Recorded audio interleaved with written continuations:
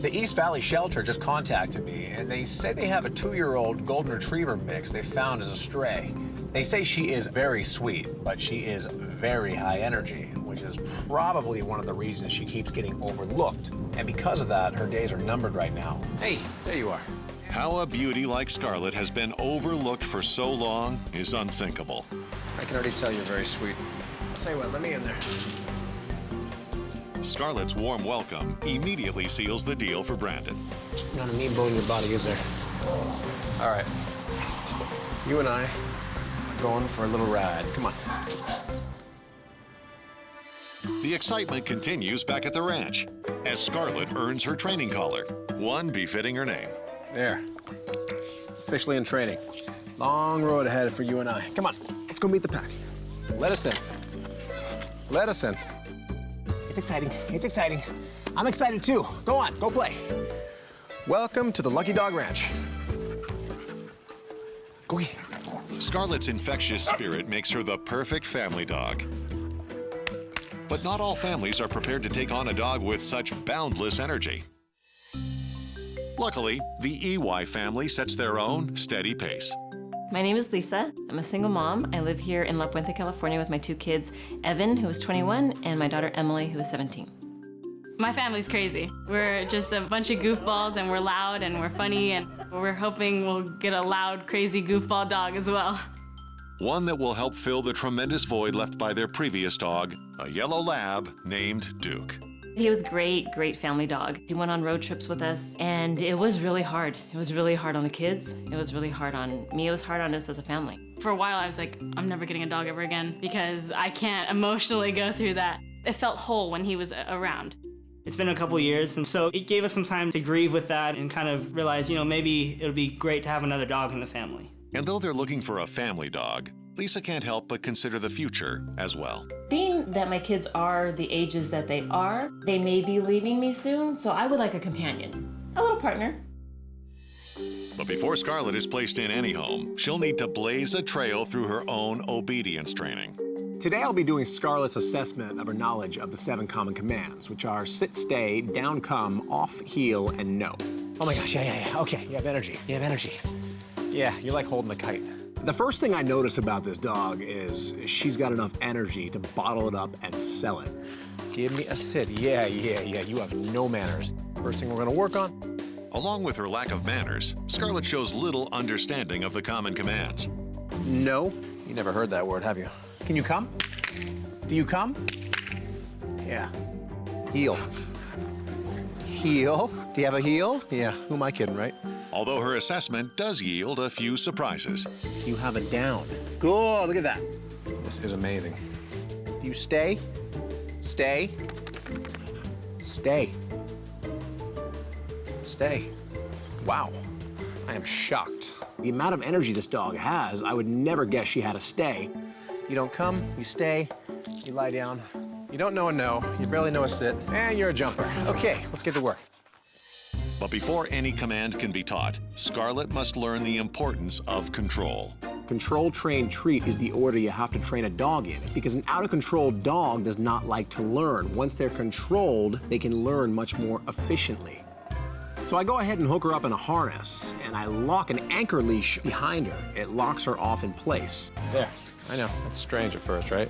My second leash is connected to her collar. This is the correcting and guidance leash. Now I have full control of her. So I wait for her to calm down just for a split second. Let it settle. And as she does, I go ahead and reward her. There you go, see? Watch what happens when you calm down. As Scarlett demonstrates more and more control, Brandon incorporates the no command. I place a treat just out of reach of her snout, and naturally she wants to lunge for it, but she can't get to it because she's locked off on that anchor leash. I'm simply waiting her out. I'm saying the word no in the process. Suddenly, the struggle starts slowing down just a bit until eventually she completely stops. At that point, I pick up the treat, say the word okay, and give it to her. Over and over, we repeat the process. By the end of the session, she knew the game. She knew that being calm was exactly what I wanted her to be. She now knows the no command. Okay. At barely 2 years of age, Scarlett still approaches the world with the stratospheric energy level of a puppy. During the assessment with Scarlett, I noticed this dog was a jumper. She did not have an off command, so today we're gonna change all that. Brandon's secret weapon? Some spare change. With a penny bottle behind my back, I simply wait her out. Hi, what are you doing? What are you doing? Off. And she comes running at me with a nice big jump. I simply say the word off, shake the penny bottle, followed by one more off. Instantly, this startles her. Yeah, no jumping rule. That's the rules around here. Scarlett may be startled, but old habits die hard. Off. I know, game changer, right? Off. No jumping, manners, respect. Now it's starting to click. Oh, look at that. That's an off, good. I tested her over and over. I tried to bait her up with treats. I tried calling her up. She was not falling for it.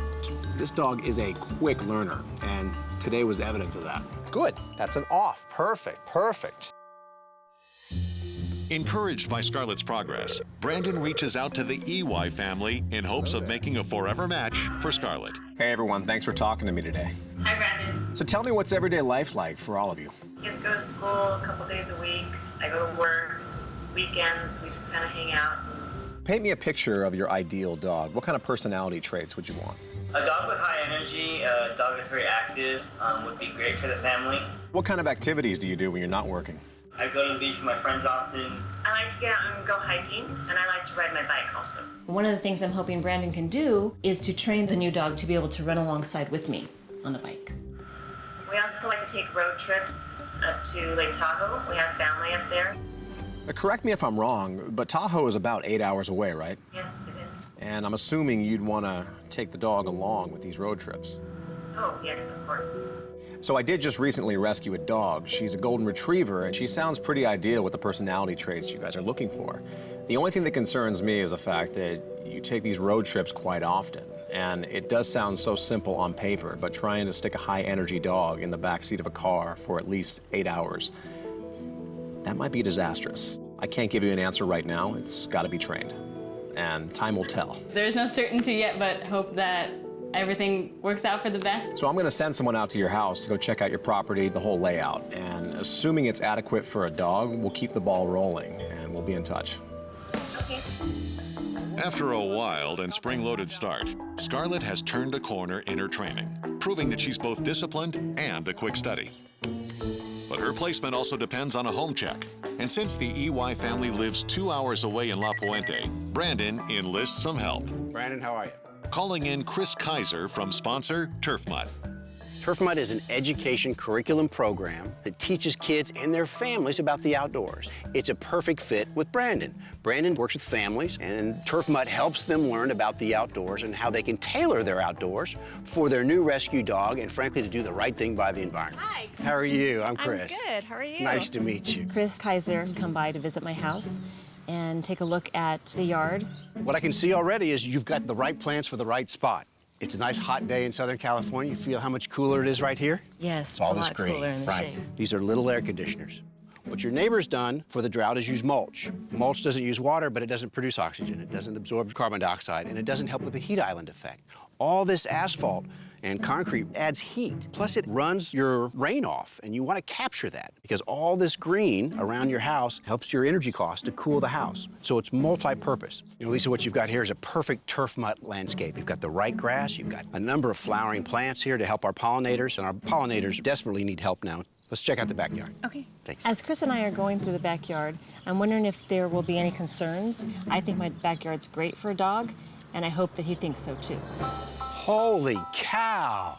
Look at this yard. Scarlett has hit the dog lotto. The backyard is terrific. It's huge. Just what a young, energetic dog and family need. It's durable, it's tough. There's flowering plants back here. She's got some fruit trees. It's the perfect Southern California landscape. You've got the right species of grass here. This is a Bermuda. It needs almost no water. Now, it will brown up, and that's okay. It just goes dormant. It's part of the natural plant cycle. And as these plants breathe, it helps with cooling. It's a cooling effect. Provides good natural habitat for insects and animals. So that's one of the key messages. Just get the right plant at the right place. You save water, and you do right by the environment. I am delighted to be able to report back to Brandon on this one. This is as good a yard as I've seen. That young dog is going to be very, very happy. Great, I'm excited. I was very excited to hear Chris say that I had a great yard for a dog. All it's missing is the dog. With Chris giving the EY's yard a thumbs up, Wait until you see this backyard. It's huge. Good, love it. Brandon can now begin specifically tailoring Scarlett's training to the family. The first challenge, bike training. Teaching a dog to run next to a bike comes with an immense amount of responsibility. You have to make sure that they have a very reliable heel. Because Scarlett has already mastered the heel, Brandon can move on to the first step in bike training, See this? Get it? making a positive introduction. I simply walk her up to the bike and start throwing treats all around it. There you go. Now I throw treats on the ground, and as she's grabbing them, I slowly move the tire. It's moving, it's moving, it's moving. You don't care, do you? Good. That's what I like. Okay, come on. Let's go for a walk. Come on. There you go, good, good, good. There you go, good, good, good, good, good, nice. Now she gets the heel process with the bike, but I have to teach her the turns. Watch your paws. If not trained properly, this could be dangerous for a dog. Keep out of the way of the wheels. You don't want to get hit by those. So time and again, we do this, and she grasps it. And then we turn. Perfect. Good, nice. So now Scarlett understands each and every separate element. It's time to put it all together. Brandon attaches Scarlett to a bike mount for her safety. And away they go. Good, good, good. There you go. There you go. Good girl. Come on. Good, good, good, good. Whee! After weeks of training, Scarlett's education has shifted from obedience to the skills needed in her new family. Come on. Come on. See this? Having aced yesterday's bike training lesson, it's time to trade in 2 pedals for 4-wheel drive. The EY family, they take road trips to Tahoe consistently to go see their extended family, and they expressed a lot of interest in taking Scarlett along for the ride. Since Scarlett will need impeccable car manners, Brandon decides to test drive her poise inside a car. Come on. In the back. And the results In the back. are disastrous. Okay. Okay. All right, then. How about this? I will drive, and you can be the passenger. Come here. How'd you even get down there? Come here. Get up here. There, now you're stuck, and so am I.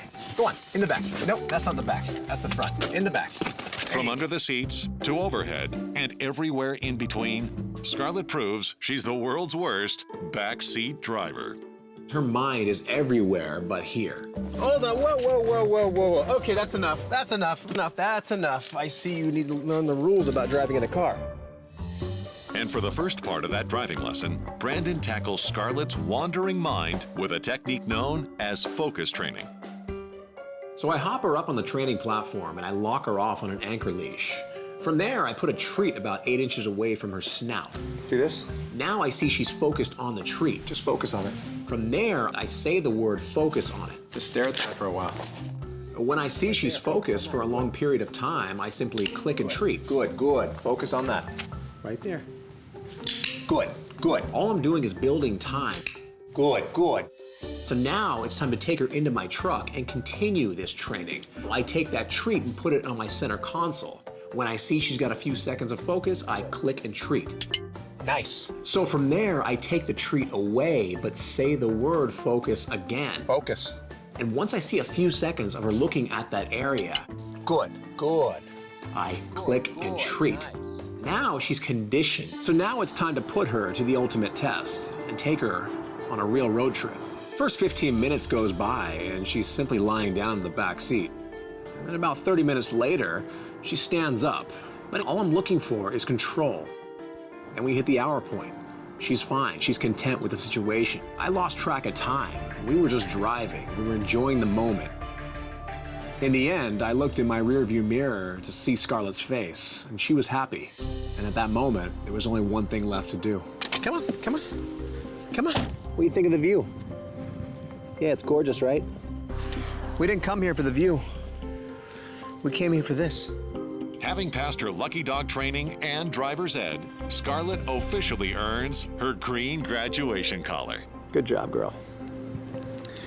Come on, you got a family waiting for you. A few short weeks ago, Scarlett won the trip of a lifetime when she earned a ticket to Lucky Dog Ranch. Today, she and Brandon take their final road trip together. This one to Scarlett's forever home. Hi, Scarlett! Hi! Hello, pretty girl. The whole family just gathered around and dropped to the floor to pet their new dog. When Brandon surprised us with Scarlett, I wasn't expecting it at all. She was very playful and very energetic, so it made me really happy. She had the biggest smile on her face, and she seemed very happy to be home finally. There you go, there you go. We have a match. She's home. I think Brandon hit it out of the ballpark on this one. This is what we've been missing, huh? Missing a little doggy in our life. You know she has a lot of energy.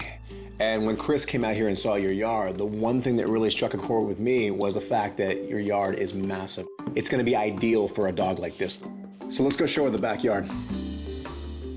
So I brought some toys out, and we let Scarlett break in her new yard the way a dog really should. What do you think of that, Scarlett? I think this is a bigger yard than most dogs will ever get. And the best part about it all was she even met her new neighbors and made a couple new friends. Oh, here we go. Here we go. Tough guy. Tough guy joins in. So, what do you all think? I think she's a perfect fit for us. I think this is the perfect setup for a dog like this. Well, she's all yours. So long, Scarlett. Be good. Take care, guys. Thanks, Brandon. Bye, Brandon. Bye. The Lucky Dog education goes far beyond just the basics. It also entails preparing a dog for its new home. Or in Darby's case, her new school.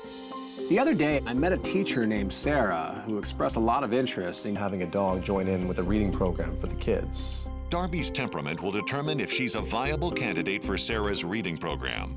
But it's her puppy curiosity that raises the first red flag. Hey, what are you eating? Come here. Hey, out of there, out of there. Come on, come on. What are you eating? Lo and behold, she's actually chewing the plants up. Come here. None of that. None of that. A lot of people don't realize that a lot of plants can be extremely toxic to dogs in large amounts. Now, although she was chewing rosemary, there's no cause for alarm, so she'll be fine. But what awaits her in Sarah's yard could be cause for concern. I noticed she had a pretty big backyard with a lot of plants, but I'm not a plant expert. That means calling upon the expertise of someone who is. Hey, Brandon, how are you? So I'll be sending Chris from our sponsor Turf Mud over there to check things out, see if he sees any red flags. I'm happy to do it. Just text me the address and I'll run out. So Brandon's asked me to come out to the Santa Rosa Valley to check out a potential adopt-door and to look at the outdoor space. Wow, what a beautiful view. Terrific biodiversity. It's all about the right plants in the right place. Lovely lawn, you have the right species of turf. This is Bermuda grass. Turf is tough. It will live through the drought. Well, I'm glad to hear that. So this is just a fantastic setup for your new dog. Sarah's done a terrific job in maintaining diversity. There are bird feeders hanging from the mature trees, and I saw fruit trees. So this is a grapefruit tree, Yes? a lemon tree. Chris seemed to like what he saw. I think it really went well. Well, Sarah, the house is perfect. Darby is one lucky dog, but I understand you're going to take her to school sometimes. Yes. Well, let's go check out the school. Okay.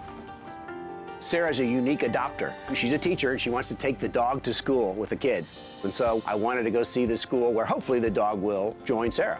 Gosh, what a great mixture of things. It's not only good for the environment, this is a great way to teach kids. They've got diversity, flowering plants, students with outdoor plots. They've got all the right things to teach kids about the outdoors. Does this get a lot of traffic? Yes. It's one of the great things about turf grass. It can take it. It's one of the key tenets of turf mud. And what you guys have done is so terrific is pair it with some biodiversity and a lot of flowering plants. And this is exactly the kind of thing we need to do in an urban environment. Although there's tremendous biodiversity at both the house and the school, I see no problems for the dog in that environment. This is a fantastic situation and environment for Sarah and Darby. Hey, what's up, Chris? Hey, I've just had a terrific visit. This is as good as it gets, Brandon. Chris took a tour of both Sarah's yard and her school. He gave them both a resounding thumbs up, which is a huge relief to me. You're happy? Perfect, then I'm happy. With the yard check out of the way, Brandon turns his attention back to the classroom setting. And since Sarah's goal is to incorporate Darby into the school's reading program, Darby's tolerance must be tested. Sometimes kids can be very unpredictable, And if the dog is not tolerant to that unpredictability, something drastic could happen. So today I'll be testing Darby's tolerance. So I lie her down on the ground and I start pushing and poking her. What if I do this? What if I do this? I start pinching her cheeks, poking her neck, poking her chest, her back. Can I do that? If I see her getting agitated the slightest bit, it's an automatic failure. How about I do this and I do this? No? Nothing? I spent 20 minutes poking, pushing, pulling, pinching, everything. Nothing? All right, I'm sold. So test 1 complete. Over the next week, Brandon continues to challenge her tolerance in new situations. Yeah, what is that? That, and that. But you're not phased, right? This might happen. Oh my gosh, what was that? Nothing, good girl. The final step in this training process is also the most important. I want to see Darby's tolerance around children. This includes a quick stop at the East Valley Shelter, where Darby can meet some kids on neutral ground. And what does Darby do? Nothing. Darby did not even bat an eyelash. Now, having said that, just because Darby did so well at all these tests, that doesn't mean she'll pass the ultimate test. We walk over to the gym where I've set up a simulation of the reading program. There's kids, books, and other dogs. Not only will Darby have to earn her new spot in the program, but Sarah must prove that she can handle her new student. One at a time, the kids sat down and read to Darby. Some of my friends come on a bus. Darby laid there, perfectly poised, as if she was built for this program.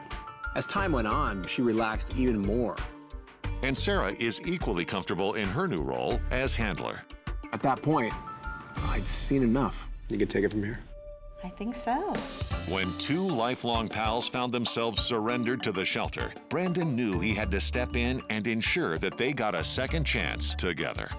But an energetic pair like JoJo and Riri needed an equally active family, and that adventurous lifestyle is exactly what Josh and Jonathan have to offer. During my home visit with Josh and Jonathan, they told me how much they love to stand up paddleboard. So when I heard this, the first thing that popped in my head is I'm gonna teach both of these dogs how to stand up paddleboard.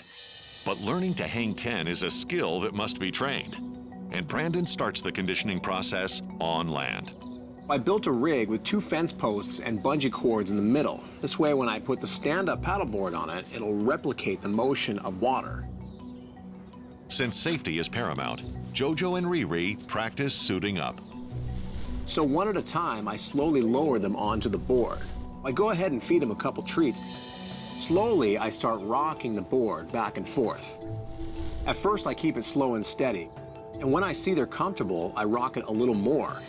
I'm trying to teach them to ride it more like a horse. I don't want them to stabilize to the point where they're stiff. I want their bodies to almost go with it. Here you go. Stabilize, stabilize. There you go. Just go with it. Perfect, perfect. They both did very well today. I saw no red flags. Time to take it to the next level. So we'll be going to a pool so they can see what real water feels like underneath the board. The rocking of the board, even though it's similar, it's much different now. Water is much more unpredictable. And this is the most important element of the training. They have to understand the theory of water. So now JoJo and Riri have mastered my little bungee contraption, and they've also mastered the pool training. It's time to take it to the next and final level and put them in a real water environment. So I put the paddleboard along the water's edge, and they both walk right onto it. That's a good sign because they're not afraid of it. I start off paddling very slowly, still on my knees. After we get to the middle of the lake, I'm pretty convinced that they're content where they are. So I stand up. Standing up is the trickiest part of the whole process. The board shifts.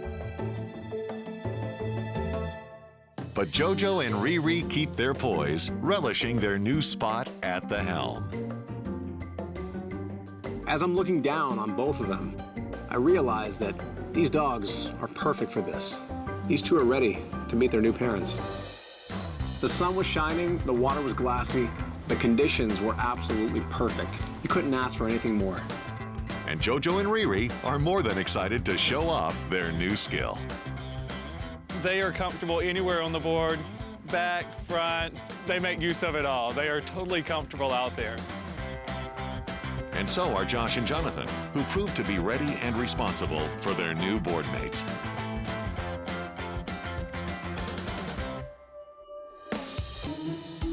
For Brandon, there's nothing more gratifying than playing matchmaker for a deserving dog and a loving family. After rescuing a golden corgi mix named Leah, Brandon found the perfect forever home with the Gonzalez family. But a special request sent Leah's training off the beaten path. The Gonzalez family expressed a lot of interest in going hiking with their dog, so today I'm taking Leah to a park to work on her off-leash training. The first step in the process is to connect her to a 30-foot lunge line. This is for safety, but it's also for control at a distance. Watch this. It's very simple. Come. Good, good. So I back off about 6 feet down the leash, and I say the word come, I give the leash a light tug. As she starts coming, I click, and as she gets all the way to me, I once again click. Come. Good. All the way. Come. Good, good, good. That's a come. That's a come. Good. Now she's starting to grasp the concept of exactly what I want, but I'm still tugging her on the leash. All the way, come. Good, good, good. Once Brandon feels Leah is solid on the command, he drops the leash entirely. Come. Good. All the way. Come. Good. There we go. That's a come. The repetition over and over in the training is what makes her better at the technique. Leah, come. Come on. Good, good, good. Nice. Good. But he's still not quite convinced. The one thing I'll guarantee anybody who has a dog is your dog will be distracted time and again throughout life. If you train your dog in a completely controlled environment, you're doing them no justice. So I picked up a pine cone off the ground and I threw it. As she goes darting the opposite direction, I quickly call her on a come command to me. Leah, come. She does a complete U-turn and runs right back to me. Good.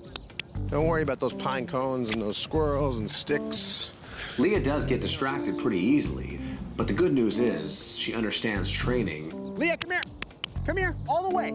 Get back here. There you go. Good. That's a come. Leah did great at the park today. Come on, come on. This is how we hike. But the real test is, can she do this with her new family? So before we unhook her, I'm sure I don't need to tell you that walking a dog off leash comes with a fair amount of responsibility. Once a dog is off leash, then all bets are off. You have to rely on pure technique. You can't rely on this little handy tool right here. Once they understood the basic fundamentals, then it was time to really put it to the test. So I unhooked her from the lunge line, and now the real test begins. Come on, Leah.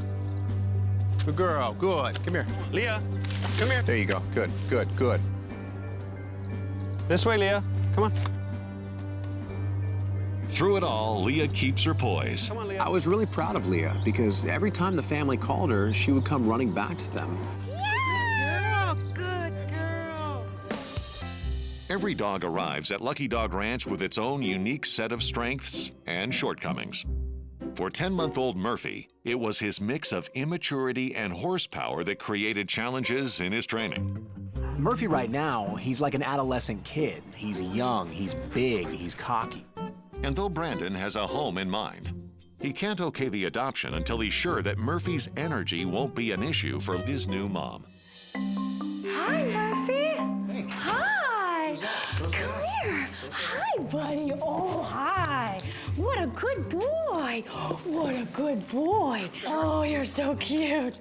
When Brandon first brought Murphy in, I was so excited. Thank you. Are you happy? He jumped all over me, gave me kisses. He was so excited and playful, and that's exactly what I want in a dog. You're a goofball, huh? You're a goofball. But that excitement does raise one red flag.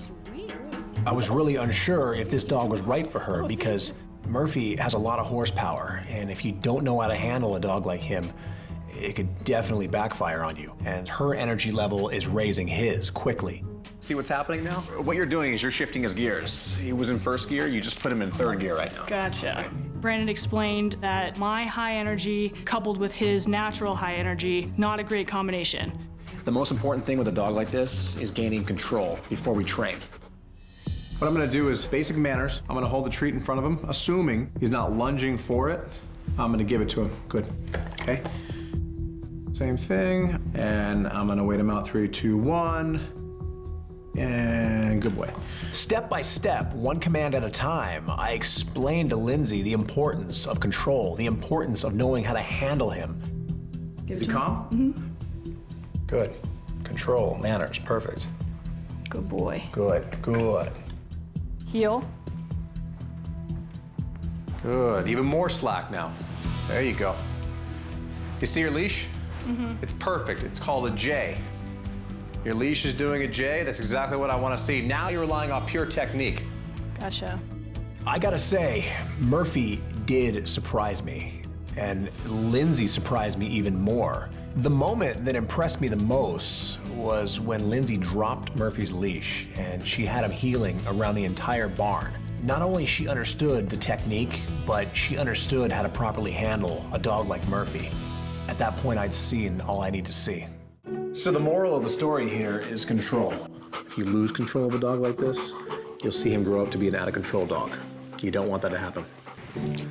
He's all yours. Yay, thank you. All right, Murphy, come on, buddy. Come on. Good boy. Over the years, Brandon has worked with thousands of dogs. But every once in a while, he'll happen upon a surprising talent. Such was the case with Riley. Not many dogs will you ever meet in your life with problem-solving intelligence like this. However, Riley's need for speed posed an interesting challenge for potential new mom, Lisa. Riley is a very energetic dog, so I have to figure out a way to get his energy out. And that means jumping through a few hoops.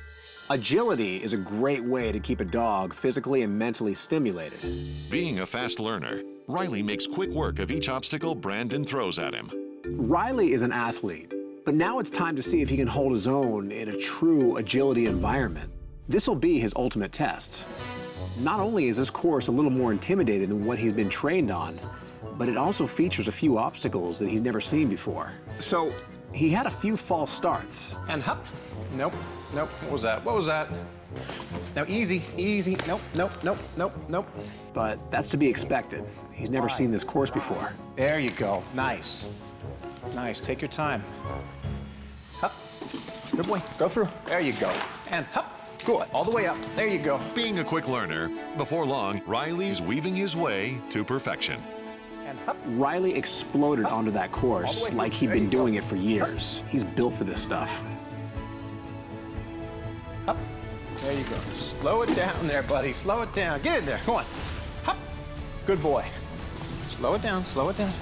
Go through. Easy. Go wide. Perfect. Good, good, good. Nice. But is his new mom, Lisa, up for the challenge? When Brandon brought me here, I wasn't sure what to expect. I've never done anything like this, but it was so much fun. Yes! Good boy! Nice. Good boy. What do you think? I think he's fantastic. You can take it from here. Yep, I think I got it. Riley was a classic case of a dog surrendered by his family because they deemed him untrainable. But a lot of people mistranslate dogs with high energy as uncontrollable. The fact is, there are no untrainable dogs, just untrained humans. From hopeless to a home, that's my mission. One dog at a time.